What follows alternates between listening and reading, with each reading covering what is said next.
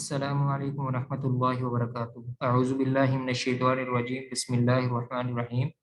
ولو انہم آمنوا واتقوا لمثوبۃ من عند اللہ خیر لو کانوا یعلمون۔ پچھلی آیت میں اللہ تعالیٰ نے جادو کا ذکر کیا کہ یہودیوں نے شیاطین سے جادو کو سیکھا، لوگوں نے ان کی شعبدہ بازی کو دیکھ کر معجزہ سمجھنا شروع کر دیا۔ اللہ تعالیٰ نے بابل شہر میں 2 فرشتوں کو نازل کیا معجزے اور جادو میں فرق کرنے کے لیے، اور انہوں نے کہا، جس کو بھی یہ بتاتے تھے کہ یہ منتر ہے، یہ جادو ہے، تو وہ ساتھ یہ بھی بتاتے تھے کہ ہم سے یہ چیز سیکھیے نا، ہم تو آزمائش کے لیے بھیجے گئے ہیں، ہم سے آپ نے یہ چیز سیکھنی نہیں ہے۔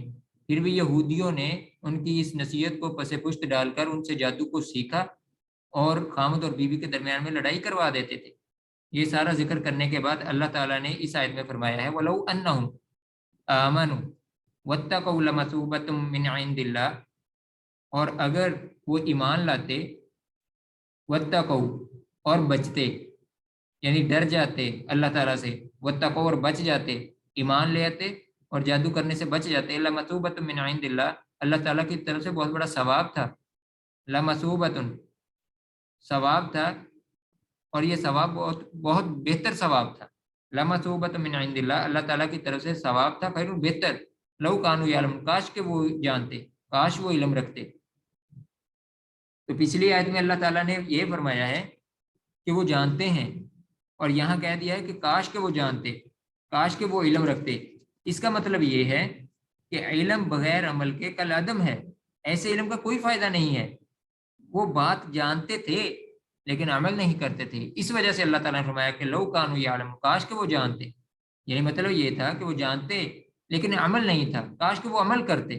یہ اس مفہوم میں ہے کہ کاش کہ وہ اس پر عمل کرتے۔ اگلی آیت میں اللہ تعالیٰ فرماتے ہیں کہ یا ایھا الذین آمنوا لا تقولوا راعینا ولا وقولوا انظرنا، کہ اے ایمان والو، لا تقولوا، نہ تم کہو راعینا، راعینا نہ کہو، وقولوا انظرنا، اور تم کہو انظرنا، واسمعوا، اور تم سنو، وللکافرین عذاب علیم، اور کافروں کے لیے دردناک عذاب ہے۔ یہودیوں کی ایک شرارت یہ تھی کہ جب وہ نبی اکرم صلی اللہ علیہ وسلم سے ملتے تو کہتے راعینا، عربی میں اس کا مطلب ہے ہماری رعایت فرمائے، ہمارے ساتھ نرمی فرمائے۔ اس لحاظ سے تو یہ ٹھیک تھا، لیکن عبرانی زبان جو یہودیوں کی مذہبی زبان تھی، اس زبان میں اس سے ملتا جلتا ایک لفظ بد دعا اور گالی کے لیے استعمال ہوتا تھا، اور عین کو اگر ذرا کھینچ کر، عربی کے اندر بھی عین کو ذرا کھینچ کر پڑھیں تو راعینہ بنتا ہے۔ راعینہ کا مطلب ہے ہمارے چرواہے، نعوذ باللہ من ذالک۔ تو وہ کہتے راعینہ، اب راعینہ کہتے کہتے وہ ذرا کھینچ کر پڑھنے لگے راعینہ، اے ہمارے چرواہے۔ اس طرح بعض مخلص مسلمان بھی یہ لفظ بولنا شروع ہو گئے، ان کے پیچھے لگ کے بعض مسلمان بھی یہ لفظ بولنا شروع ہو گئے، جس سے یہودی بہت زیادہ خوش ہوتے تھے۔ اللہ تعالیٰ نے اس لفظ پر پابندی لگا دی کہ آپ نے یہ کہنا ہی نہیں ہے، اے ایمان والو لا تقولوا، نہ تم کو راعینہ، آپ نے راعینہ کہنا ہی نہیں ہے، نہ راعینہ کہنا ہے، نہ راعینہ کہنا، کچھ نہیں کہنا۔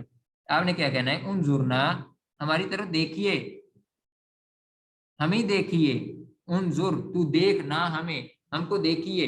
آپ نے یہ لفظ استعمال کرنا ہے، اللہ تعالیٰ نے یہ حکم دے دیا۔ جیسا کہ مسلم شریف کی روایت ہے کہ یہودی آپ صلی اللہ علیہ وسلم کو آ کے کیا کہتے تھے؟ السلام علیکم، نعوذ باللہ من ذالک، تم پر موت ہوئے، اس کا مطلب یہ ہے السلام علیکم۔ تو رسول اللہ صلی اللہ علیہ وسلم بھی ان کے جواب میں کہتے تھے علیکہ، یعنی آپ پر موت ہے۔ تو یہاں بھی وہ راعینہ کہتے تھے، تو اللہ تعالیٰ نے اس لفظ سے روک دیا۔ اگلی آیت میں اللہ تعالیٰ فرماتے ہیں ما یود الذین کفروا من اہل الکتاب ولا المشرکین ان ینزل علیکم من خیر من ربکم، نہیں پسند کرتے وہ لوگ جنہوں نے کفر کیا، من اہل الکتاب، اہل کتاب میں سے، ولا المشرکین، نہ مشرکین، نہ مشرکین یہ پسند کرتے ہیں، نہ اہل کتاب کافر یہ پسند کرتے ہیں، ان ینزل، یہ کہ نازل کیا جائے، علیکم، تم پر نازل کیا جائے، من خیرین، کوئی بلائی کو، آپ پر کوئی بلائی کو نازل کیا جائے، یہ نہ اہل کتاب پسند کرتے ہیں، نہ مشرکین پسند کرتے ہیں، من ربکم، تمہارے رب کی طرف سے، تمہارے رب کی طرف سے کوئی بلائی نازل کی جائے، ان کو پسند نہیں ہے۔ واللہ یختص برحمتہ من یشاء، اللہ تعالیٰ خاص کرتے ہیں اللہ تعالیٰ خاص کرتے ہیں برحمت اپنی رحمت کو من یشاء جس پر چاہتے ہیں، واللہ ذو الفضل العظیم، اور اللہ تعالیٰ بہت بڑے فضل والے ہیں، اللہ تعالیٰ بہت بڑے فضل والے ہیں۔ مشرکین عرب کے نزدیک رسول اللہ صلی اللہ علیہ وسلم ایک عام آدمی تھے، اس لیے ہم عام آدمی پر وحی کا نزول ماننے کے لیے تیار ہی نہ تھے۔ تو یہاں رحمت سے مراد نبوت ہے کہ اللہ تعالیٰ اپنی نبوت کو خاص کرتے ہیں من یشاء جس پر چاہتے ہیں۔ یہ نبوت اللہ تعالیٰ کی طرف سے عطا کردہ ہوتی ہے، کسی بندے کی طرف سے نہیں۔ بندہ اپنی مرضی سے نبی نہیں بن سکتا، یا نبوت اس کے اوپر اپنی مرضی سے نہیں آ سکتی، اللہ تعالیٰ جسے چاہتے ہیں اسے نبوت عطا کرتے ہیں۔ تو یہاں اللہ تعالیٰ نے یہ اس بات کو واضح کر دیا ہے کہ اللہ تعالیٰ خاص کرتے ہیں اپنی رحمت کو، یعنی اپنی نبوت کو، من یشاء جس پر چاہتے ہیں۔ اگلی آیت میں اللہ تعالیٰ فرماتے ہیں ما ننسخ من آیت او ننسها نأتی بخیر منها او مثلها، ما ننسخ نہیں ہم منسوخ کرتے، ما ننسخ نہیں ہم منسوخ کرتے، من آیت کوئی آیت، او ننسها یا ہم بلا دیتے ہیں اس کو، نأتی بخیر منها ہم اس سے بہتر لے کے آتے ہیں، او مثلها یا اس کی مثل ہی لے کے آتے ہیں۔ علم تعلم کیا نہیں تو جانتا ان اللہ علی کل شیء قدیر، بے شک اللہ تعالیٰ ہر چیز پر قادر ہیں۔ اللہ تعالیٰ زمانوں کے حالات کی مناسبت سے شریعت کے فروعی احکام میں تبدیلی فرماتے رہتے ہیں۔ دین کے بنیادی عقائد، توحید، رسالت، آخرت وغیرہ ہر دور میں ایک رہے ہیں، لیکن جو عملی احکام ہیں حضرت موسیٰ علیہ السلام کو جو دیے وہ حضرت عیسیٰ علیہ السلام کے دور میں کچھ تبدیل ہو گئے۔ جو حضرت موسیٰ علیہ السلام کو اللہ تعالیٰ نے عملی احکام دیے تھے وہ عیسیٰ علیہ السلام کے دور میں آ کے تبدیل ہو گئے تھے، اور اسی طرح نبی صلی اللہ علیہ وسلم کے دور میں تو بہت زیادہ تبدیلی ہوئی ہے عملی احکام میں۔ باقی توحید، رسالت، آخرت یہ تو سیم ہی رہے ہیں، جیسا کہ قبلے کے تعین کے احکام ہیں، زنا کا حکم ہے۔ پہلے زنا کا حکم یہ تھا کہ گھروں میں عورتوں کو بند رکھو حتیٰ کہ ان کو موت آ جائے، سورہ نساء کے اندر ہے، اور بعد میں یہ کوڑے لگانے والا حکم جو ہے یہ بعد میں نازل ہوا۔ پہلے تو یہ تھا کہ اگر کوئی عورت زنا کرتی ہے تو اس کو گھر کے اندر بند کر دو بس، یہاں تک کہ اس کو موت آ جائے، اور لیکن اس کے بعد پھر یہ شادی شدہ کو سنسار کرنا اور غیر شادی شدہ کو کوڑے لگانے کا حکم یہ بعد میں آیا ہے۔ اس تبدیلی کو نسخ کہتے ہیں، اس تبدیلی کو نسخ کہتے ہیں، اور بعد میں آنے والا حکم ناسخ کہلاتا ہے، اور پہلے والا حکم منسوخ کہلاتا ہے۔ جو پہلے حکم اللہ تعالیٰ نے نازل کیا ہے اور بعد میں آنے والا حکم جس پر عمل کیا جائے گا، تو پہلے والے پر عمل پھر نہیں کیا جائے گا، تو پہلے والا منسوخ ہو جائے گا اور بعد والا ناسخ ہو جائے گا۔ ناسخ کا مطلب پہلے والے کو منسوخ کرنے والا، تو بعد والا ناسخ کہلائے گا اور پہلے والا منسوخ کہلائے گا، اور اس تبدیلی کو نسخ کہتے ہیں۔ اگلی آیت میں اللہ تعالیٰ فرماتے ہیں اس میں اب یہودیوں نے بالخصوص اور کافروں نے بالعموم، اسی آیت میں یہودیوں نے بالخصوص اور کافروں نے بالعموم یہ اعتراض کیا تھا کہ اگر سارے احکام اللہ تعالیٰ کی طرف سے ہیں تو اس میں تبدیلی کیوں ہو رہی ہے؟ پھر اگر آپ یہ کہتے ہیں کہ پورے کا پورا قرآن اور یہ سارے احکامات اللہ تعالیٰ کی طرف سے ہیں تو پھر اس کے اندر تبدیلی کیوں ہے؟ تبدیلی نہیں ہونی چاہیے۔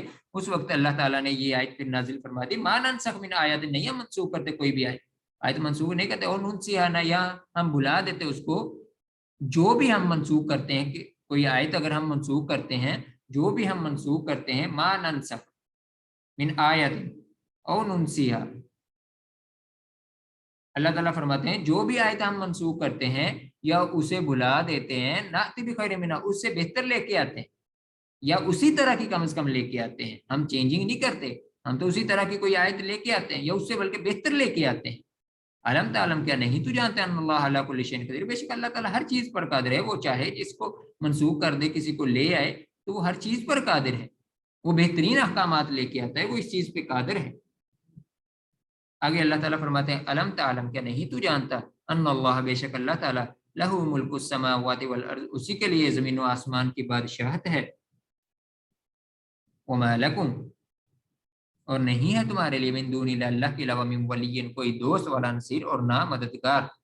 یہ زمین و آسمان کی بادشاہت صرف ایک اللہ کے لیے، اس کے ساتھ اس کا کوئی بھی شریک نہیں ہے۔ وما لکم، اور نہیں ہے تمہارے لیے اللہ کے علاوہ کوئی دوست نہ مددگار، اللہ کے علاوہ کوئی تمہارا دوست اور مددگار نہیں ہے۔ ام تريدون ان تسألوا رسولکم کما سئل موسیٰ من قبل، کیا تم ارادہ رکھتے ہو ان تسألوا، یہ کہ تم سوال کرو اپنے رسول سے، کما سئل موسیٰ، جیسا کہ سوال کیا گیا موسیٰ علیہ السلام سے، من قبل، اس سے پہلے، ومن یتبدل الکفر، اور جو تبدیل کرے گا کفر کو بالایمان، ایمان کے ساتھ، بدل دے گا، کفر کو ایمان کے ساتھ بدل دے گا، فقط ضل سواء السبیل، وہ سیدھے راستے سے گمراہ ہو گیا۔ تو اس آیت کے اندر بھی اللہ تعالیٰ نے اس بات کی طرف اشارہ کیا ہے کہ یہودی طرح طرح کے سوالات مسلمانوں سے کرتے اور کہتے کہ اپنے نبی سے جا کے پوچھے۔ یہودی یا تو خود نبی صلی اللہ علیہ وسلم سے پوچھتے تھے، یا پھر مسلمانوں سے طرح طرح کے سوال کرتے اور عجیب و غریب سوال کرتے اور کہتے کہ اپنے نبی سے جا کے پوچھیں۔ تو اللہ تعالیٰ نے یہودیوں کی اس روش سے بچنے کا حکم دیا۔ ویسے حدیث بھی ہمیں یہ کہتی ہے کہ قیل وقال سے منع فرمایا حدیث نے، ان اللہ کرہ لکم قیل وقال وکثرت السؤال، اللہ تعالیٰ نے ناپسند کیا ہے تمہارے لیے بہت زیادہ باتیں کرنا اور بہت زیادہ سوالات کرنا۔ تو جس چیز کی وضاحت قرآن و حدیث میں نہیں ہے تو اس کے پیچھے نہیں لگنا چاہیے۔ تو یہ عجیب و غریب سوال کرتے تھے، اس سے اللہ تعالیٰ نے منع کیا ہے۔ ام تریدون ان تسألوا، کیا تم یہ ارادہ رکھتے ہو کہ تم سوال کرو اپنے رسول سے، جیسے کہ موسیٰ علیہ السلام سے سوال کیے گئے اس سے پہلے، اور عجیب و غریب سوال کیے گئے تھے موسیٰ علیہ السلام سے پہلے۔ وہ گائے والا واقعہ ہے، یا وہ طور پہاڑ پر گئے اور کہا کہ ہم نے اللہ تعالیٰ کو دیکھنا ہے، تو یہ بڑے عجیب و غریب سوالات تھے ان کے موسیٰ علیہ السلام سے۔ تو مسلمانوں کو کہا جا رہا ہے کہ تم بھی ایسے سوال کرنا چاہتے ہو، وَمَن يَتَبَدَّلِ الْكُفْرَ بِالْإِيمَانِ، جو بدل دے گا، اتنے زیادہ تم سوال کرو گے تو تم کفر تک پہنچ جاؤ گے، اور بہت زیادہ گہرائی میں بہت زیادہ سوالات کرتے ہوئے اور بہت زیادہ گہرائی میں جاتے ہوئے بندہ کفر تک بھی پہنچ جاتا ہے۔ اور جو تبدیل کرے گا کفر کو ایمان کے ساتھ فقط ضل سواء السبیل، وہ سیدھے راستے سے گمراہ ہو گیا۔ اگلی آیت میں اللہ تعالیٰ فرماتے ہیں وَدَّ كَثِيرٌ مِّنْ أَهْلِ الْكِتَابِ لَوْ يَرُدُّونَكُم مِّن بَعْدِ إِيمَانِكُمْ كُفَّارًا، پسند کرتے ہیں بہت زیادہ اہل کتاب جو ہیں یہودی عیسائی، یہ بہت زیادہ پسند کرتے ہیں کہ کاش کہ وہ تمہیں لوٹا دیں، لَوْ يَرُدُّونَكُم مِّن بَعْدِ إِيمَانِكُمْ كُفَّارًا، تمہارے ایمان لانے کے بعد کفر میں تمہیں لوٹا دیں۔ کیوں؟ حسداً، حسد کرتے ہوئے، جیسے میں نے پہلے بھی یہ بات بتائی ہے کہ ان کو حسد بہت زیادہ ہوتا تھا اہل ایمان سے، بغض تھا، حسد تھا، ضد تھی اور عناد تھا۔ ان کو پتا تھا کہ تورات کے اندر بھی نبی صلی اللہ علیہ وسلم کے اوصاف بیان ہوئے ہیں، اور انجیل کے اندر بھی نبی صلی اللہ علیہ وسلم کے اوصاف بیان ہوئے۔ یہ ساری چیزیں سمجھنے کے باوجود بھی ان کو صرف یہ حسد تھا اور ہٹ درمی تھی کہ وہ ایمان نہیں لے کے آتے تھے، اور وہ اس چیز کو پسند کرتے تھے۔ اہل کتاب یہودی اور عیسائی اس چیز کو یہ پسند کرتے تھے، لو یردونکم، کاش کہ وہ لوٹا دے تمہیں من بعد ایمانکم، تمہارے ایمان لانے کے بعد کفارا، کفر کے اندر، کہ تمہیں دوبارہ پھر کفر کے اندر لوٹا دیں۔ کیوں؟ حسدن، حسد کرتے ہو، من عند انفسہم، اپنے نفسوں کی طرف سے، اپنے یہ دلی حسد کی وجہ سے، من بعد ما تبین لهم الحق، جو ان کے لیے واضح ہو گیا حق کے واضح ہو جانے کے بعد یہ حسد کرتے ہوئے اپنی طرف سے یہ چاہتے تھے، یہ پسند کرتے تھے کہ اہل ایمان کو دوبارہ کفر کے اندر لوٹا دیں۔ فاعفو وصفہو، اللہ تعالیٰ فرماتے ہیں کہ فاعفو، معاف کر دو ان کو، وصفہو، اور درگزر کرو، فاعفو، معاف کر دو، وصفہو، اور درگزر کرو، حتی یأتی اللہ بامری، حتی کہ اللہ تعالیٰ کا حکم آ جائے۔ جب تک اللہ تعالیٰ کا کوئی حکم نہیں آتا تو آپ نے ان کے خلاف جہاد نہیں کرنا، کوئی حکم نافذ نہیں کرنا، آپ نے کیا کرنا ہے؟ معاف کر دینا ہے، وصفہو، اور درگزر کرنا ہے۔ حتی یأتی اللہ، حتی کہ آ جائے اللہ تعالیٰ کا حکم، ان اللہ علی کل شیء قدیر، بے شک اللہ تعالیٰ ہر چیز پر قادر ہے۔ تو اللہ تعالیٰ کا حکم آ گیا، پھر دو گروہوں کو جلا وطن کر دیا گیا، اور بنو قریظہ کو، بنو قینقاع اور بنو نذیر کو جلا وطن کر دیا گیا۔ یہودیوں کے دو بڑے جو گروہ تھے، بنو قینقاع اور بنو نذیر، ان کو جلا وطن کر دیا گیا، اور ایک گروہ بنو قریظہ، ان کے جو بچے اور ان کی عورتوں کو غلام بنا لیا گیا، اور ان کے جوان مردوں کو جو بالغ تھے ان کو قتل کر دیا گیا۔ یہ اللہ تعالیٰ کا حکم آ گیا تھا۔ اللہ تعالیٰ نے فرمایا کہ حکم آ جانے تک آپ نے ان کو معاف کرنا ہے اور ان سے درگزر کرنا ہے۔ اگلی آیت میں اللہ تعالیٰ فرماتے ہیں وَأَقِيمُوا الصَّلَاةَ وَآتُوا الزَّكَاةَ، تم نماز قائم کرو، وَآتُوا الزَّكَاةَ، اور زکوٰۃ ادا کرو، وَمَا تُقَدِّمُوا لِأَنفُسِكُم مِّن خَيْرٍ تَجِدُوهُ عِندَ اللَّهِ، اور جو تم آگے بھیجتے ہو اپنے نفسوں کے لیے، من خیر، کوئی بھی بھلائی کا کام، کوئی بھی اچھائی کا کام، تجدوہ، تم پالو گے اس کو، عند اللہ، اللہ کے ہاں، ان اللہ بما تعملون بصیر، بے شک اللہ تعالیٰ جو بھی تم عمل کرتے ہو اس کو خوب دیکھنے والا ہے۔ یعنی کہ تم نماز ادا کرو، زکوٰۃ ادا کرو، اور جو تم قیامت کے دن کے لیے تمہارے نفس آگے جو بھی بھیجتے ہیں، جو بھی تم نیکی کا کام کرتے ہو، تم اللہ تعالیٰ کے ہاں اس کو پالو گے۔ جیسے اللہ تعالیٰ فرماتے ہیں فَمَن يَعْمَلْ مِثْقَالَ ذَرَّةٍ خَيْرًا يَرَهُ وَمَن يَعْمَلْ مِثْقَالَ ذَرَّةٍ شَرًّا يَرَهُ، کہ جس نے رائی کے دانے کے برابر بھی نیک عمل کیا وہ بھی اس کو دیکھ لے گا قیامت والے دن، اور جس نے رائی کے دانے کے برابر بھی برا عمل کیا وہ بھی قیامت والے دن اس کو دیکھ لے گا۔ تو یہاں بھی اللہ تعالیٰ نے اسی چیز کو واضح کیا ہے کہ جو بھی تم نیکی کا کام کرتے ہو، تم وہ چھوٹا کام ہے یا بڑا کام ہے، کوئی بھی نیکی کا کام ہے، تجدوہ عند اللہ، اللہ کے ہاں تم اس کو پالو گے، ان اللہ بما تعملون بصیر، بے شک اللہ تعالیٰ جو بھی تم عمل کرتے ہو اس کو دیکھنے والا ہے، وہ اچھا ہے، اچھا عمل ہے اس کو بھی دیکھنے والا ہے، وہ برا عمل ہے اس کو بھی دیکھنے والا ہے، وہ تو اس کو بھی دیکھنے والا ہے کہ کالی رات میں کالے پتھر کے اوپر چلنے والے کالے کیڑے کو بھی دیکھ بھی رہا ہے، سن بھی رہا ہے، اور اس کو وہاں رزق بھی پہنچا رہا ہے۔ یہ ہے اللہ تعالیٰ کی بصارت۔ اللہ تعالیٰ سے دعا ہے کہ اللہ تعالیٰ ہمیں قرآن مجید کو پڑھنے، سمجھنے اور اس پر عمل کرنے کی توفیق عطا فرمائے۔ السلام علیکم ورحمۃ اللہ وبرکاتہ۔